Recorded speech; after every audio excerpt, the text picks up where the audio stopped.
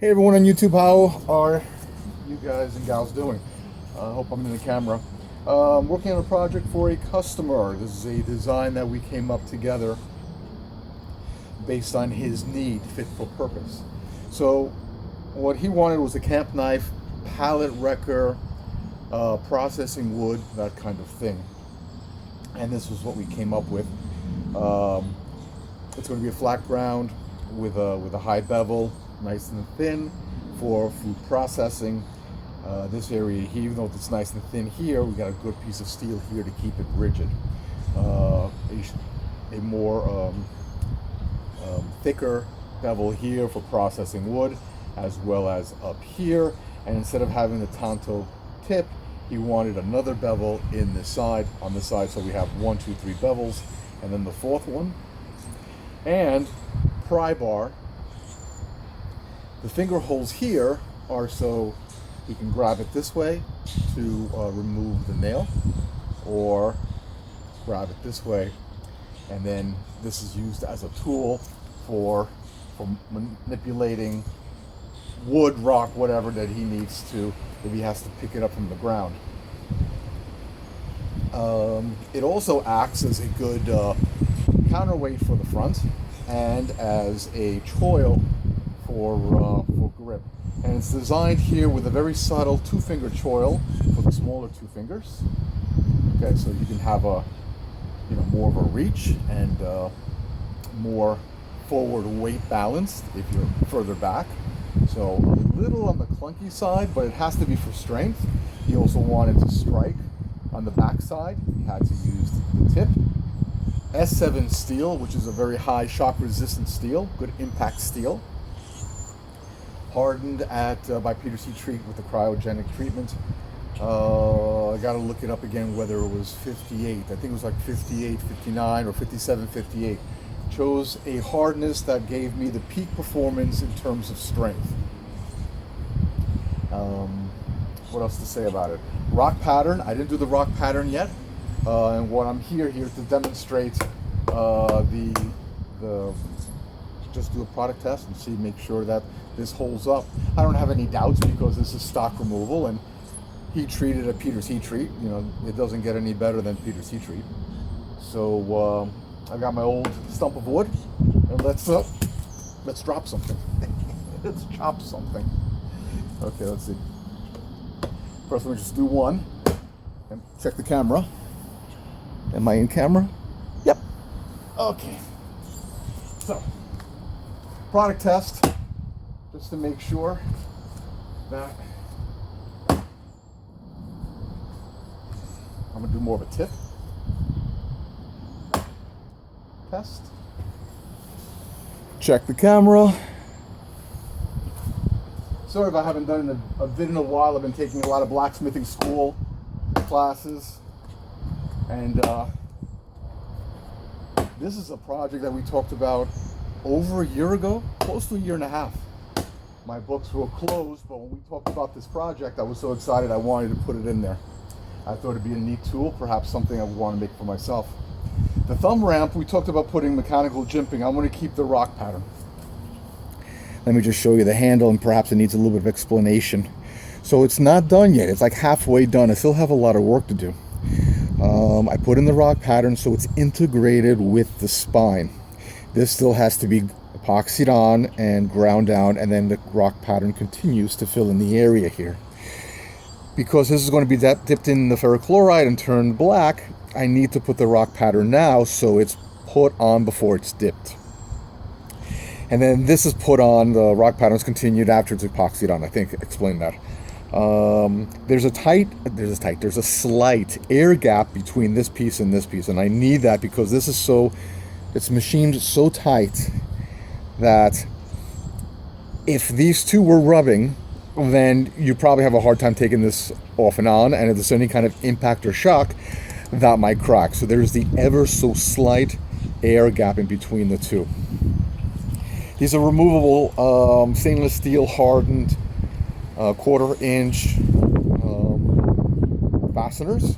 So this can come off, and I think the agreement was I would put some sort of a micarta, canvas micarta piece in case he doesn't want to use this. It doesn't feel right or look right or whatever the issue is. There'll be a second piece here again with a slight air gap in between, but the gap is like so minor. What else? Oh well, I think this is pretty much all I need to show. Is that a good shot? Just a quick test, and then I have to go back to the grinder and clean it up.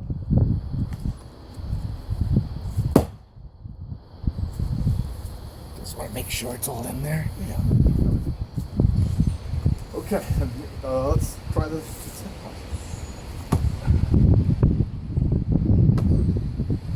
That's a nice one. That way. Can you see that?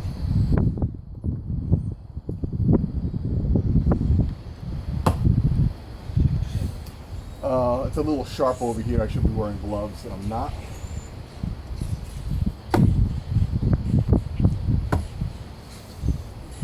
So again, it's the balance point is over here at this time. The rock pattern, additional grinding of the bevels will push the balance point a little further. I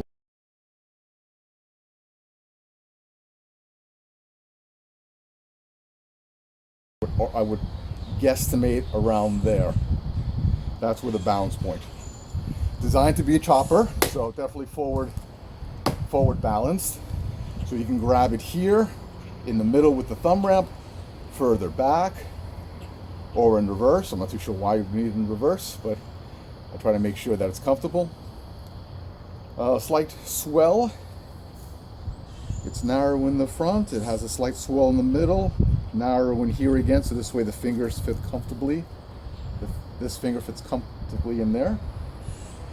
Okay, so one last look before I start putting in the rock pattern.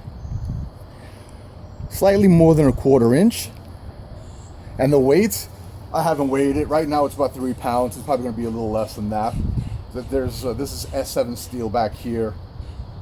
3/8 inch? I think this is 3/8 inch thick. So 3/8 and a 1/4 inch there. Alrighty. And to all, have a good knife. Bye now.